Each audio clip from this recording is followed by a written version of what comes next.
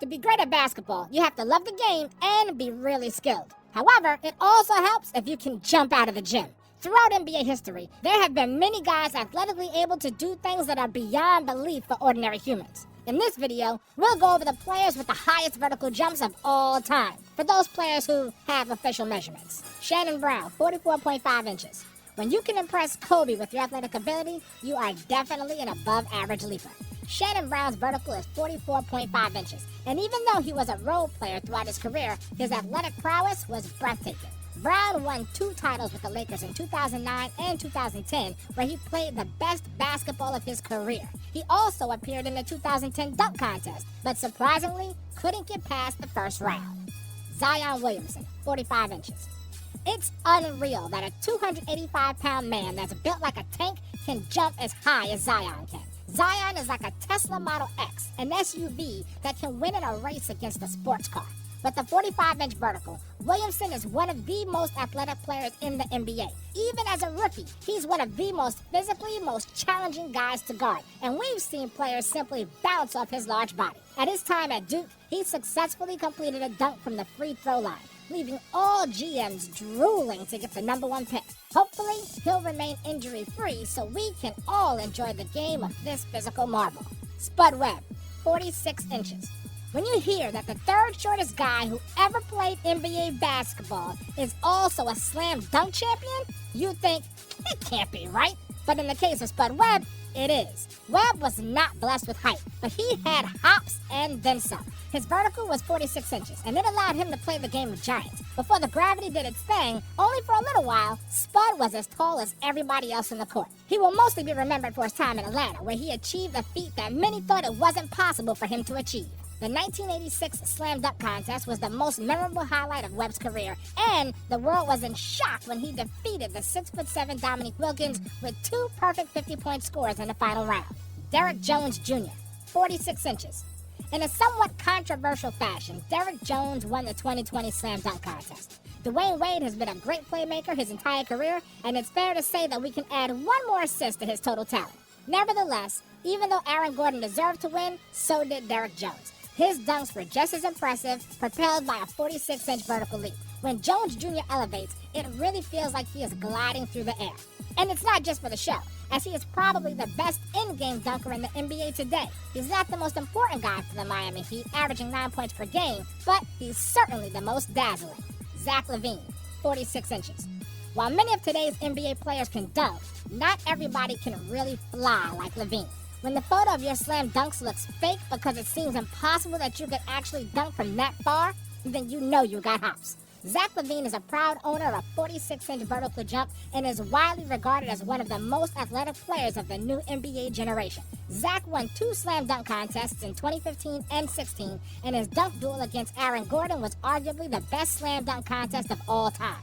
After he tore his ACL in 2017, it seemed like his jumping ability would be diminished, but he managed to return to his old athletic self. LaVine added a reliable jump shot as well and is playing the best basketball of his career, averaging over 25 points per game for the Bulls this year. James White, 46 inches. James White did not have a stellar NBA career, appearing in only 67 games with the averages of 2.7 points in less than 9 minutes per game. He was more popular overseas than he was in the States, and his career story is that of a great dunker, not so much a great player. Nicknamed Flight, James White could really soar when he turned on the Jets. With the highest measured vertical of 46 inches, dunking was his specialty, and he was famous for various between-the-legs acrobatics. He appeared in many dunk contests in various leagues, including the 2013 NBA Dunk Contest as a member of the Knicks. He won an NBA championship with the Spurs in 2007, even though he didn't get a second of playing time in the playoffs. Jason Richardson, 46.5 inches. Jason Richardson was the 5th pick in the 2001 NBA Draft after a successful 2-year stint for Michigan State University, where he won the 2000 NCAA title. Drafted by the Warriors, Jay Rich dazzled with his scoring and exceptional athletic ability. With his 46.5-inch vertical, he was the most athletic player in the league in the early 2000s. Considering he played at the same time as Pete Carter, T-Mac, and Kobe, that is definitely something to be proud of. In the manner of Sean Kemp, Jay Rich was vicious to the rim, and his dunks made a regular appearance on the NBA Top 10. His out-of-this-world bounce helped him to win the 2002 and 2003 Slam Dunk Contest, and Jay Rich became the first player since Jordan to win it back-to-back. Richardson was a part of We Believe Warriors and 7 Seconds or Less Suns before finishing his career in Orlando and Philadelphia. Dennis Smith Jr., 48 inches. Being able to jump really high is like winning a basketball lottery. It will often bail you out when your skills are not as developed. That can be a gift and a curse, as some players can rely on their athleticism too much and don't perfect other parts of their game. Dennis Smith Jr. is one of those players. He can jump like Michael Jordan and has the same 48-inch vertical as him, but he's far away from his airness. Smith's career has been relatively disappointing so far, and he's averaging only 5 points per game for the Knicks this season. Despite those springs in his legs, he doesn't look like a starting NBA point guard as of yet, and will have to improve his skill to justify big expectations. Darrell Griffith, 48 inches. When we think about the NBA high flyers of the 80s, the first associations are Jordan, Dominique, and Dr. J. With the 48-inch vertical, Darrell Griffith's jumping ability was up to par or better than those players, even though his legacy is somewhat forgotten compared to them.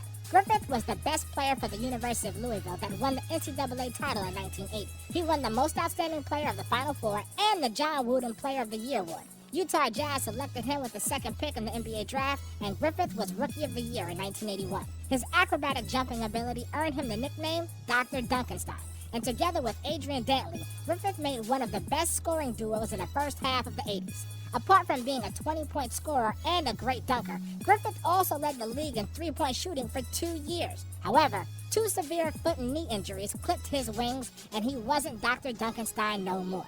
His production declined, and Griffith was forced to retire at age 32.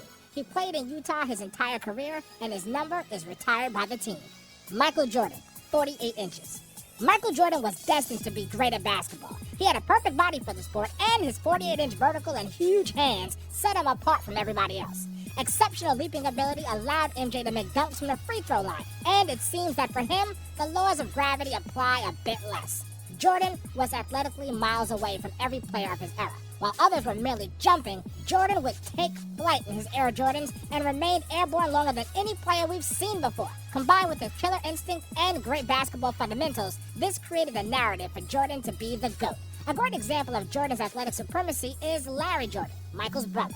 Larry was 5'8" and was not a pro basketball player. But Larry could also be called Air Jordan because he had a 44-inch vertical and could dunk with ease. For example, Vince Carter's vertical is 43 inches, which tells you how genetically gifted Jordan was.